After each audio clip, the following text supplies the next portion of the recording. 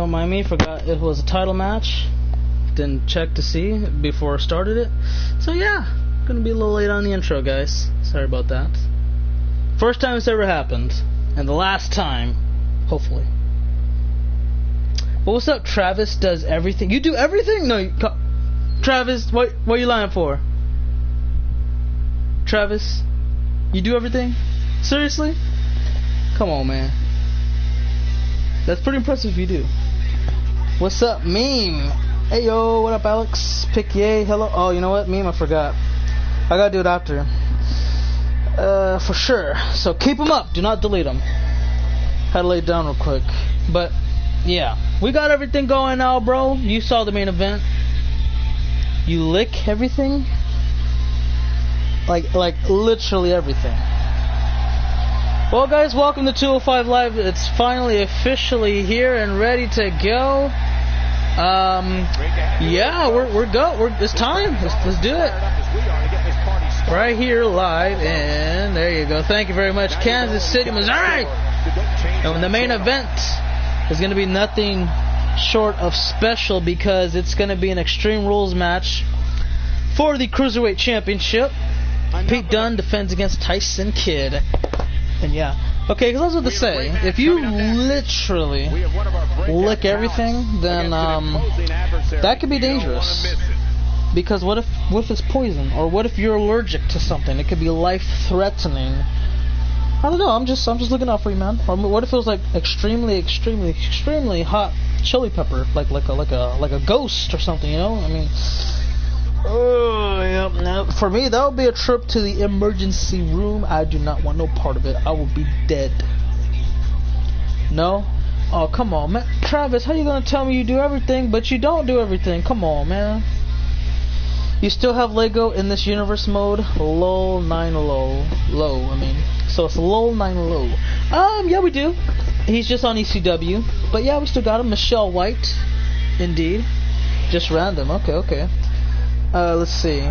So burning is your kind of what? Cup of tea? Then okay. Then I guess you'll enjoy that the agony and pain. But I gotta applaud you for that. Making his way to the ring from every man's nation. Let's see. That means tomorrow will be Extreme Rules. We have one-on-one action on the way. Man, that'll be something else. I wonder who's going to walk out champion, who's going to get some dubs. We'll find out soon. Says on the first restaurant, can you make me? What about you, Byron? Oh, okay. Let's see, can I make you? I can make you, but it's just that I can't do it right now. Because I think I only got one spot left to download Prankster's character. And then if that is so, then I can go ahead and grab him up. And if I can't, then I can't really download him or create your guy. But I will do that pretty soon, though. That's not a problem. When Titus slips and falls under the apron, that is the best. That is the greatest moment at the greatest Royal Rumble. How ironic. But yeah. That was my favorite time, man. I'll tell you that much right there.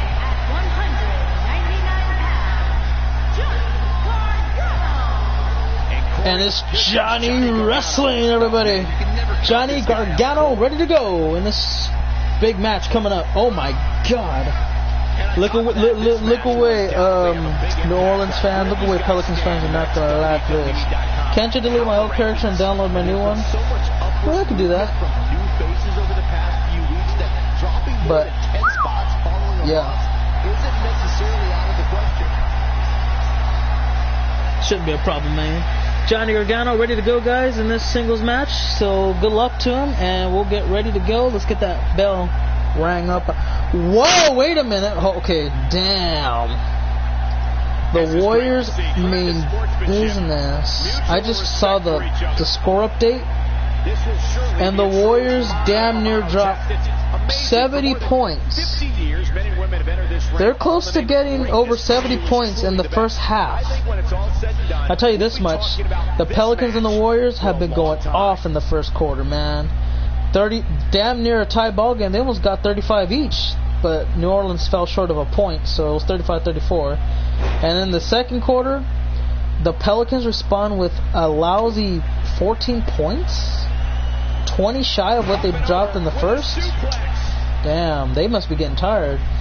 Warriors, man, going, ooh-wee. They're making a statement. They dropping 35 each quarter. They might drop more right now because there's still like 2 minutes left. I feel bad for the Pels. I bet you the Warriors would have got like, damn, see, look at that. 12, 12, 18. Good grief. They got 3 players with double digits. The Pelicans got about only one player, all those points, you got one player dropping double digits. Who that? The Anthony Davis, pretty much expected. But yeah. If I wasn't your PSN friend, I would not know you streaming. Damn. Well, you gotta invest into that bell icon, man. You gotta invest into that subscribe if you want to be notified on your phone. I'm assuming that is if you have a phone that can notify you. I'm not sure how the app works too much, because I have my phone on silent most of the time, because I mean I just get annoying notifications from a lot of social media outlets. Like let's say, what was the one that I got notified on? Like Instagram. I know Twitter. Like, is it Twitter? Twitter will tell me, oh well, your friends having friends following this guy or that guy or this restaurant or this place, you know, for no reason. I'm like, dude, why do I care what they're following and what they're liking and sharing on social? I don't care about that. Like, why don't you notify me when my friends are actually writing their own tweets talking about anything, rather than, oh, well, your friend's friend is talking about this or likes this. Like, I don't know. I just said, you know what? I just want to disable it. I need to get rid of that. It doesn't make sense. It's not fun. But yeah, I'm assuming that it will just go, you know, and just say, oh, that's right. I'm fucking sorry, cuss, but yeah, retarded over here. Hey guys, yeah, just go and do that. You need to invest in that. Notifications ain't working, damn it.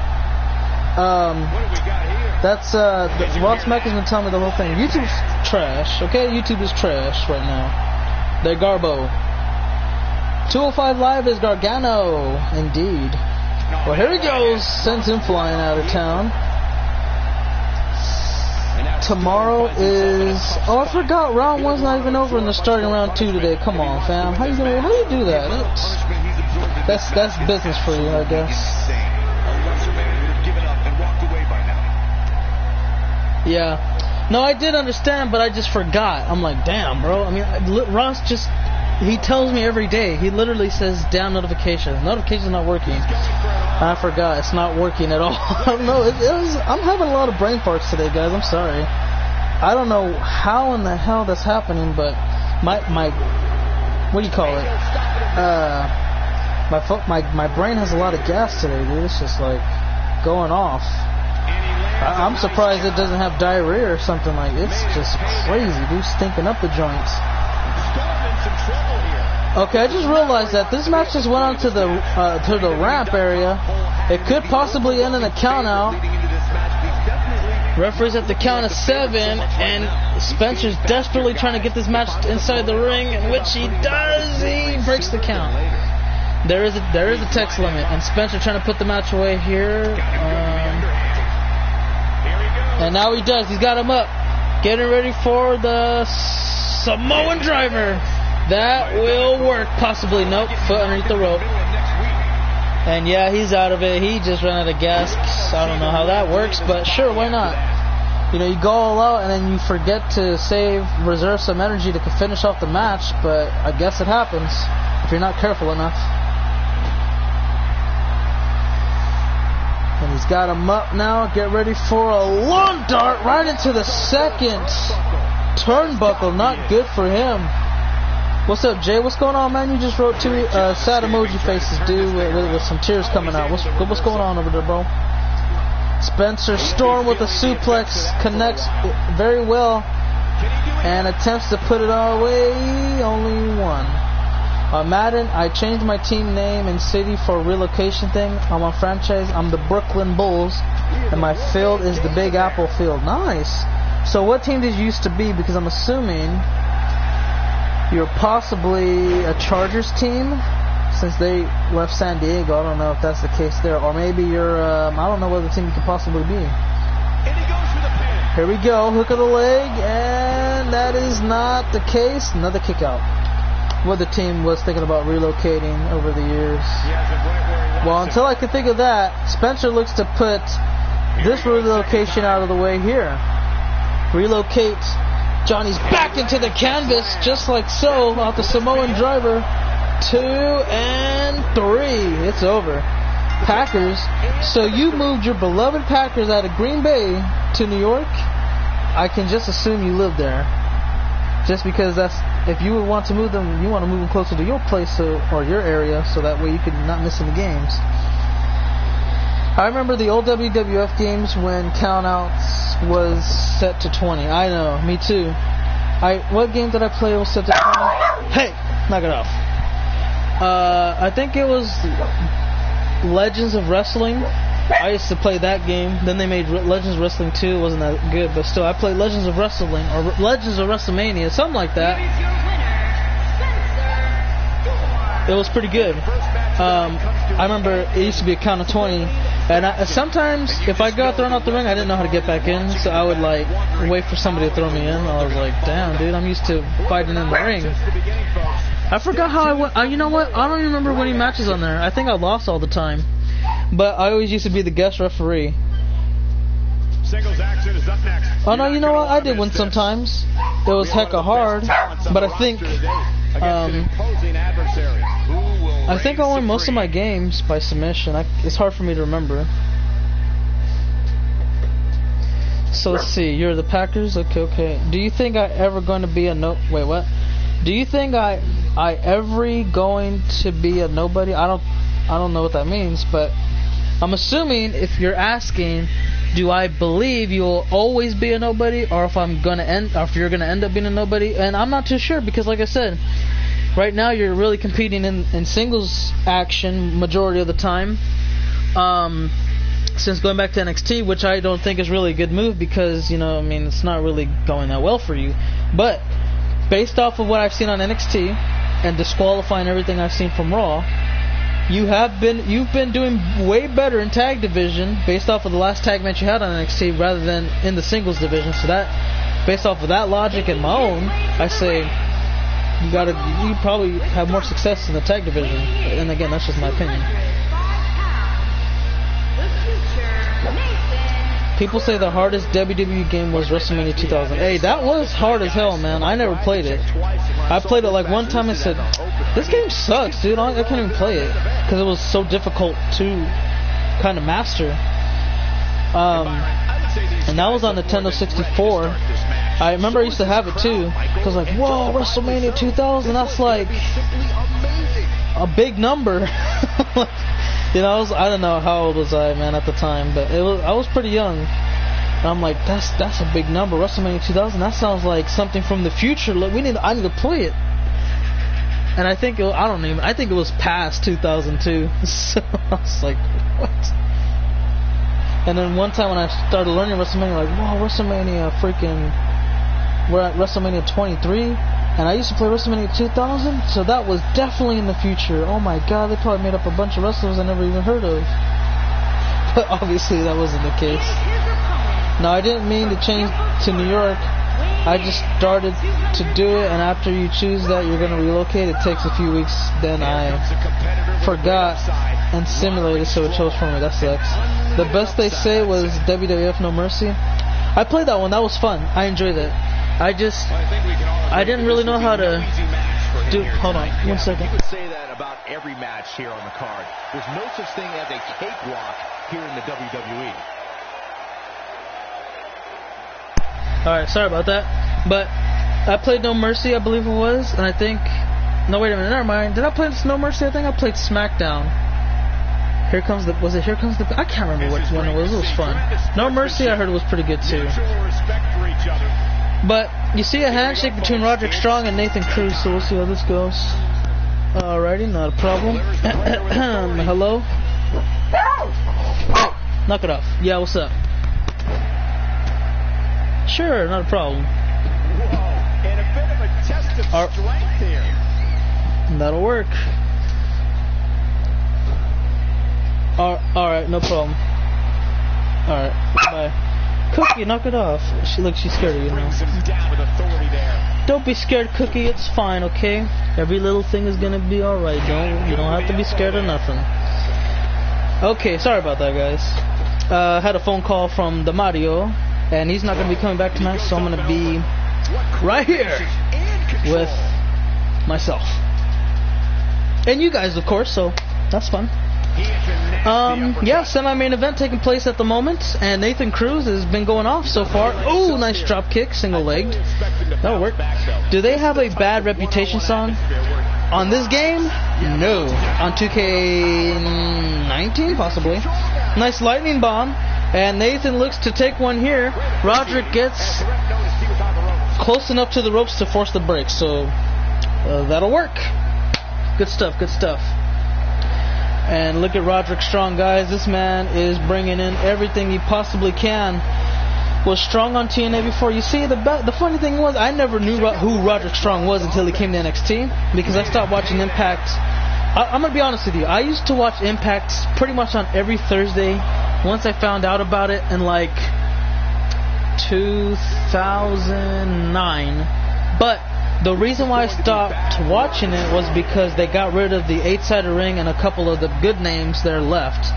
So I was like, oh, why do I feel like TNA is going downhill all of a sudden? Because they're losing a lot of big names. They only have like Kurt Angle, the Hardys, Sting, and a couple other guys, but that's not enough. You know, they had a stacked roster. Next thing you know, like, they're losing a bunch of guys, and then they reduced it to a 4-sided ring. So that was pretty much the last time. The day that I saw them have a 4-sided ring, I was like, that's it. There ain't nothing unique about this promotion anymore. I just stopped watching it for a while. And then I started seeing like the Hardys and Angle and WWE, so I started watching them again. Like, this is years later, like 2015 stuff, until they all came back. But yeah, I was like, okay. So then after that, I just never really watched them again. But I did find out that Roderick Strong did compete on TNA before, or Impact Wrestling, no matter how you want to define it. And he was alright there. But I think he's doing a little bit better in WWE right now. Here we go. Oh! End of Heartache! And Nathan's night could be done just like that. Here we go. And Nathan Cruz could take a loss right here. It will be very bad for him, but very good for Roderick, proving that he can defeat a former Universal Champion. Excuse me. It is now all they have got is Austin Aries and Evan Bourne. True, but I never really cared about Austin Aries when he was on Impact Wrestling, and I still don't really care for him now. You know, I know a lot of people do, so, you know, I don't know, to me, a lot of people like a lot of wrestlers, and a lot of people like a lot of good wrestlers. But sometimes when I see them, I'm like, okay, I can see why they like him, but I don't really see why they like this guy. You know, he's like, I don't know, like, maybe to me I've seen a gimmick similar to it, like a couple of times too many. So for Austin Aries, I would say, like, the day he got in trouble for a sexual harassment with Christy Hemme was probably the day I was like, oh, well, you know what, I enjoyed watching him perform at times, but that day kind of just made me go from, like, just like a casual, like, oh, okay, I don't really care, but, you know, I enjoy his matches, to like, oh, I don't really care about him now. I don't really prefer to see Austin Aries ever again. So when WWE, you know, kind of signed him, I was like, oh, okay, well, he's like, whatever. And then when he left, I was like, oh, I didn't really care anyway, so it doesn't matter to me. As far as Evan Bourne is, I enjoyed Evan Bourne. I think for him being out as long as he did kind of hurt him a lot, but, you know, other than that, I was like, okay, well, I think he's doing okay on Impact. He's champion, so that's something to be happy about. Do I ever watch ROH? I've never seen a full show of ROH. I think I've only seen one whole match. Literally, no lie to you. Nathan with the win over Roderick Strong, and that will help him out quite a bit. Roderick, not so much. Let's see. So yeah, as far as ROH, the only one match I've seen, and you're gonna be shocked when I tell you this, but it was when the Hardys won the titles from the Young Bucks. That was the only match, right? I mean, it's yeah, that's the only match I've seen. Well, I guess you could say that, plus probably a CM Punk and Samoa Joe match. But other than those two that I can remember off the top of my head, those are the only two matches I think I remember seeing from ROH. Yeah. So, other than that, no other matches I've seen. But I've seen highlights, if that would make it help too, because I'm somewhat of a fan of Jay Lethal, I guess you could say, because I found him entertaining on TNA. One of the very few guys I found entertaining that wasn't a WWE guy, because he would go out there and he was like the first Damien Sandow, go out there doing impressions like spot on too. Do the Ric Flair, do the Hogan, do the Macho Man. What was it? Machismo? Yeah, that was a pretty cool gimmick. I love Jay Lethal. So when I heard he was like the best on ROH, I'm like, I'm not surprised. He's really good. Title matches are what the WWE is all about. But, to me, I was like, he's pretty good. I wouldn't mind seeing him into a WWE ring one day. And even though he never has been, I still enjoy it. I'll watch him every now and then and be like, okay, well, let's see how Jay Lethal's doing today. It's been a while, so we'll see how he's doing. But ever since he lost the ROH title, I don't think I've seen him since. The last match I've seen Jay Lethal in was a WCPW event where Adam Blampier, Adam Pacitti, and a bunch of other guys from What Culture Wrestling.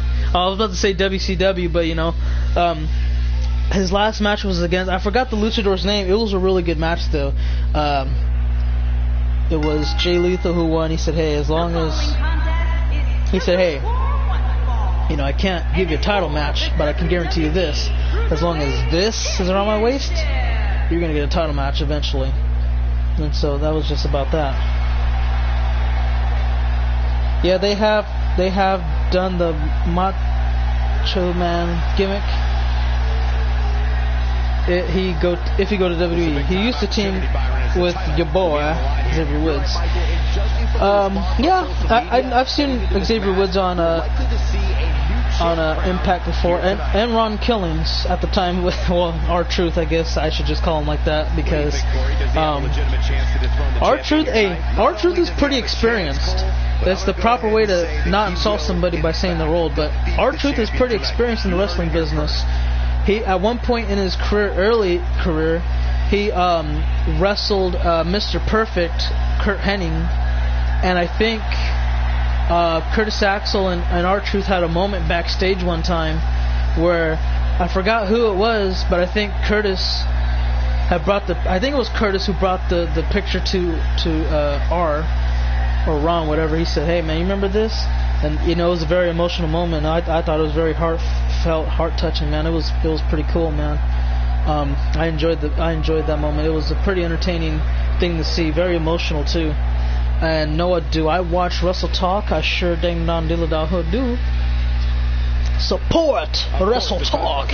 Give us a subscribe, or buy a T-shirt, something like that, Or let me see. We are here for the drive to 500,000 subscribers. Yeah, we're still working on this slogan. Funny guy. He's a very cheesy guy, but he's all right. I don't laugh whenever he does. I'm like, okay, well that's pretty funny. I don't know. Have you guys ever been like that? Because for me, like, it's weird. I can literally sit down, right, and I could just turn on the funniest video in the world and just be like, just watching it, just chilling, and say, oh, that's pretty funny. In my mind, I'm not talking, I'm just like, oh, that's pretty funny, through my mind, and I'm like, okay, wow, I never thought of that, that's pretty hilarious, or that's pretty cool. But when I'm watching around with a bunch of friends and I start cracking up, I'm like, oh my god, guys, I'm just dying. I'm like, hey, rewind that. Introducing the champion. Oh my god, I forget that dude. This dude's stupid as hell, man. You know what I mean? Is anyone else like that, or is that just me? Because I don't know. I've been doing it for the longest. The only time I'll ever laugh if it's really funny, like just grabbing your gut, trying not to lose a kidney. Because other than that, I mean, I don't know, it's weird. Well, here comes Tyson Kidd, and he's going to get ready to go up against Pete Dunne for the Cruiserweight Championship. Good luck. The Bruiserweight is in action. And there's his challenger. Good luck to that man right there. I know, I'm a big fan. Well, not really a big fan, but I support Tyson. Like, you know, I've seen him with the Hart Dynasty, kind of trying to live off the legacy, being like, hey, we gotta continue that legacy. You know, we're the next generation of the Hart Foundation. We gotta represent, even though technically Tyson isn't really a part of, you know, the family. I guess technically so, based off of his marriage with Natalia, but still though, when the group started together, it was Tyson, Natalia, and I forgot. It's not Davey Boy Smith. I forgot what he went by, or maybe it was Davey Boy Smith Jr. I forgot what he went by though. I don't think it was Davey Boy though. Otherwise, I would have remembered. But you know, I enjoyed that too because I was like, you know what, these guys are pretty good. And I just knew that Tyson wasn't related to anybody. The other guys were just, you know, they were next generation superstars. And then Tyson, I just wanted to see him do good. Yeah, David Hart, thank you very much, Phoenix. It's been a while because, you know, I haven't seen him wrestle since pretty much his debut with Tyson, and eventually I believe he got released. But, you know, I said to myself, you know what, Tyson's pretty good, you know, based off of what I saw on NXT. I said he's pretty alright. I think he deserves it. I think not really deserve. I think he could be a good NXT champion, give him a chance to really prove what he could do, since he's been injured a lot. And when I saw that he almost legitimately died from breaking his neck in a match against Samoa Joe, I was like, wow. Like, I've seen people get badly hurt. Hell, I've seen the video of a guy dying in a match against Rey Mysterio and a bunch of other guys, you know? I'm pretty sure everybody knows of that by now. But to witness how Tyson Kidd got dropped, oh my god, like when he got dropped, I didn't think of anything. I thought maybe it was a work or something, but then next thing you know, when they bring it up and everything, and they show the x-rays and stuff, I'm like, wow, he really actually broke his neck. Because like on the video of Tyson getting, you know, his neck broken, it didn't look like anything. It just looked like he was selling it. And I was like, wow, I'm glad he's alive.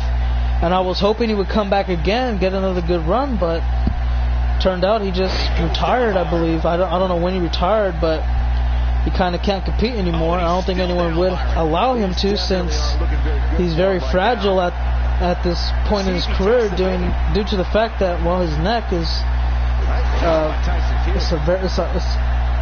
it's very what do you call it? His neck is a liability. There you go. It's a liability. That's the word I was trying to right off the top of my tongue. He in New Japan Pro Wrestling. Who's in the New Japan Pro Wrestling? I kind of lost where we kind of went from. I'm better off with the tag partner? I think so. I thought Tyson's Kidd, I don't know. I didn't really look into it. I was just like, damn. All I know is he damn near died. I was like, no thank you. Oh, David, right.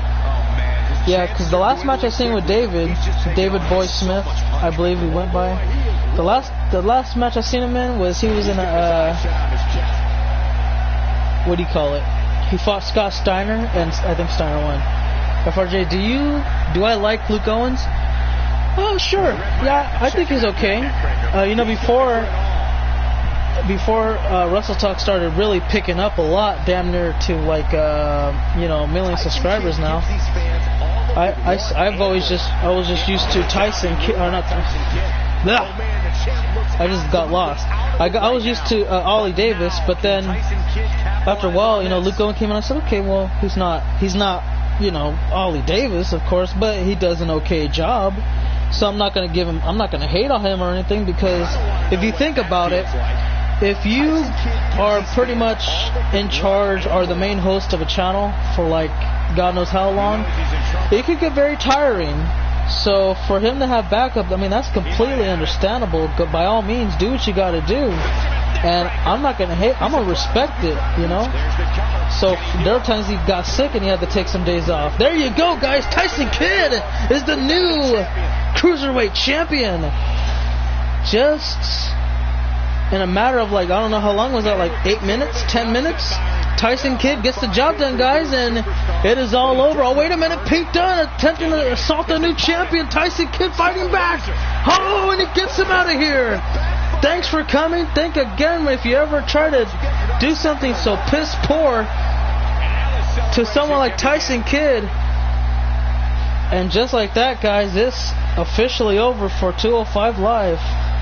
Wonder Woman oil. Oh, no, I do not want to see that. That is the biggest nightmare you can give to anybody. I don't like Luke because I'm so used to Ollie. Yeah, me too. But like I said, though, when they first brought in Luke, I'm like, okay, you know, he's not bad, okay? But I understand why he's there. It's pretty much to help give Ollie a break every now and then. Because, again, it's very hard to do by yourself. So for him to have some help, I completely understand. And for that reason, I won't hate, you know? If they brought in like 4 other guys and then we saw, or 4 other individuals, male and female, and then we barely saw like Davis like once every, like, I don't know, once a month, once every 2 weeks or something like that, then I'll be like, okay, I hate all these guys, I want Ollie, okay? Or that's about it. Then I would start making a true case for that stuff right there, you know what I mean? It does suck too for Tyson, man. Poor Edge, poor Tyson Kidd, poor Paige. See a pattern? Well, yeah, it used to be Bryan Daniel too, but now he's clear to go. So there is hope, and there is stuff outside of WWE too, because Edge, he pursued an acting career, done all right in it. Nothing big screen so far. Tyson is still in WWE, not as a performer, but as like a producer of some sort. Paige, I mean, she still got a job, so that's good to see too. Woke culture has gone to yeah, pretty much. I agree with them going to crap too, going to shit, due to them losing to pretty much everybody except for one guy that I don't even care for. Literally, I knew every person on there, even the bald guy, because he was training to be a pro wrestler in the WCPW promotion, and he's the only one there at the time, because I'm pretty sure he still wants to get hired by them to perform. I don't know if he has been yet, but I mean, you get the point. But yeah, you know, he's the only guy that's pretty much there, and he gets more opportunities to kind of pretty much be the star of the show there. He went from the most hated to the most loved overnight, pretty much. And then Adam Blampied ended up retiring from, you know, being on YouTube, because he was going to be a part of Cultaholic, but then he just said, you know what, I'm good because of all the shenanigans outside or whatever. But King Ross and I think Pacitti are still there. Oh yeah, Jack is there. He's not at What Cult, or yeah, he's not at What Culture. They're at Cultaholic now. And yeah, there you go. Simon's still at What Culture. He's just chilling by himself. The only guy that people actually like there. But yeah, that's just about that. How would you like Chris Jericho to retire? That's a tough one. I would like to see Chris Jericho retire. Probably, I don't know. It's weird because Billy Kidman's the producer too. So for Chris Jericho to retire, I think there's 2 different ways to kind of have him go out. Because he's an old school wrestler, so he wants to leave on his back and put someone over, so that's like, okay, this guy beat Chris Jericho, he's going to be the next big thing, rather than Jericho beat somebody and said, oh, you know what, he lost, nobody can beat Jericho, I mean, that's it, no one's going to be better than this guy, you know? He doesn't want to be like that. He wants to be, okay, this guy beat Jericho, he's the next big thing, you know? That's pretty much how the old school mentality is. Leave on your back, lose, and call it a day. Go into the sunset, hit the Bahamas up. I will let him know, King Joker. So, obviously, there's 2 different paths to go here. I would like to see, like, if I were to want to have Jericho retire, like, it would have to be WrestleMania. I don't know. That's a tough one. So, I would like to see him win a Money in the Bank briefcase contract. Since literally, nobody knows about this, but he literally invented the match type of Money in the Bank ladder match, and he never won it. I think it would be cool to see the creator actually win the match type he created. And if he can't win that, then I would like to see him win a Royal Rumble.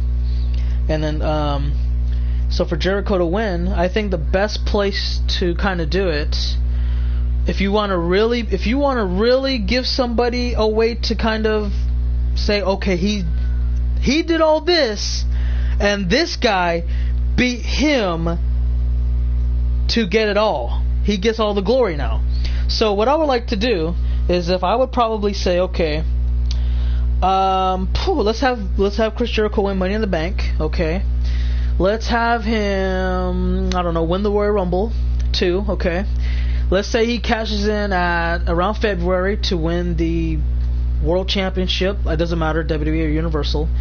So then he gets all that, and then he loses to somebody at WrestleMania. That would be probably the best way to do it. If he goes out as a world champion, if he loses the world title to somebody, that's the way I want to see Jericho lose. I would like to see him win Money in the Bank and Royal Rumble, kill two birds with one stone, take a dub somewhere down the month, lose at Mania, and then that's it. You lose at the biggest stage, you put someone over, and you can say, wow, this guy just beat the guy who won a Money in the Bank briefcase, who won the Royal Rumble, who won the World Championship before Mania, who did all this, and that guy beat him. That is how, I mean, that's how I would say, that's how you get somebody to go through the roof and make a next big name caliber superstar. But if he doesn't go out as a world champion and dropping the belt to somebody, or any world championship to somebody, then I would say like this: let's have The Miz, right? Let's say, I don't know, a couple years from now, The Miz is Intercontinental Champion. He loses somewhere down the road. He's 10 times, okay? He's already been a 10-time Intercontinental Champion. Now let's have Jericho win the Intercontinental Championship, okay?